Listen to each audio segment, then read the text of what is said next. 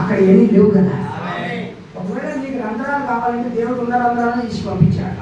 మన కొత్త రంధ్రాలు పెట్టుకోవాల్సిన పని లేదమ్మో. అమ్మ మీరు ఎంత ఎక్కిపోయారు నాయన వచ్చి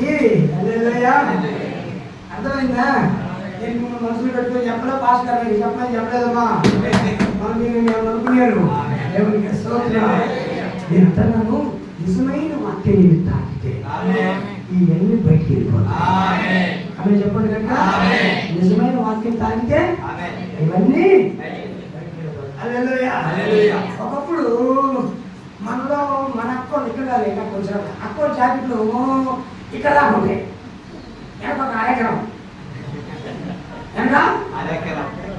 అవసరం 30 నేను మొత్తం ఫుల్ క్లారిటీ అక్క ఇట్లా పోతా ఉంటే వెనక మొత్తం